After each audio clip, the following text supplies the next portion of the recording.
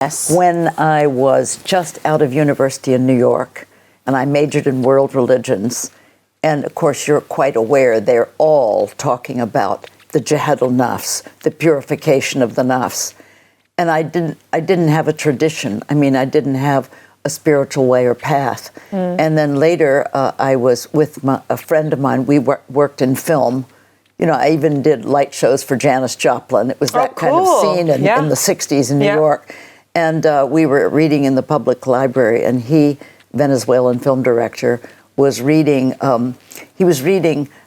books on Islam because he was looking for sanctified elders. Right. And so he was finding that North Africa had wonderful spiritual teachers. And I didn't know anything about this, and I pulled over one of his books, and it was Ghazali's autobiography. Yeah. The Munqidh min ad-Dalal, Deliverance from Error. And I read it and I thought, oh my God, Islam is true. Wow. And so, and this is a children's book we've done of his life, of Ghazali's life, even that moment in his life where he makes the decision, you know, to up and away. Life is, I'm on a crumbling bank. He makes the decision to go out and to leave his profession and leave his hypocrisy and become empty. And I read that, and then we were given scholarships to Al-Azhar in Cairo. Yeah. And so we sailed over to Morocco and drove to Egypt to meet the Muslims. Oh, wow. And my daughter, Hajar, was born in Libya. It was the time of King Idris, Allah yarhamu. Then we reached Azhar, which, well, Egypt was still being bombed by Israel, of course. And so we moved in and we started studying there. And of course, we loved Ghazali. And then after 10 years in Egypt, we moved to Cambridge and opened up the Jamia Nusus al-Islami, the Islamic Texts Society.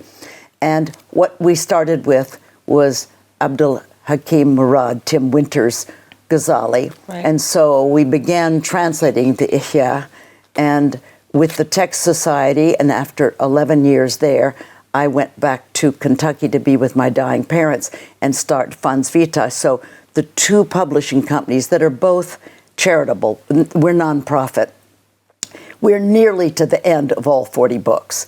And then, fine, they're hard to read. You know, Ghazali is not easy. Yeah, it is not easy. And I started thinking, I can't wait to read it. And I realized it's so scholarly. Right. And I'm bogging down. And then my friend Hamza Yusuf called me one day and said, my goodness, my children are in Islamic school.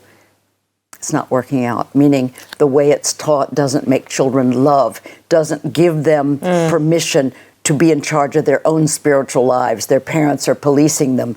It's memorization. They don't find it fun and they don't understand the depth of it. So he said, Aisha, why don't you do Ghazali for children? And everyone who hears this says this is the stupidest idea we've ever heard. Well, it was meant to be. Yeah. And so it started with getting a scholar to translate the first book, Book 1, Kitab al-Ilm, the Book of Knowledge, which is said to contain the whole 40 books. Right. And so this was translated by a wonderful Muslim, Abdul Hadi Honerkamp, a humble being. And then once this was in the editing process, I took the manuscript, circled every key idea and selected passages, and then now this is the children's book, the Book of Knowledge. Yeah. Making them all beautiful. But the books are not just, this is very profound. Say it's children's.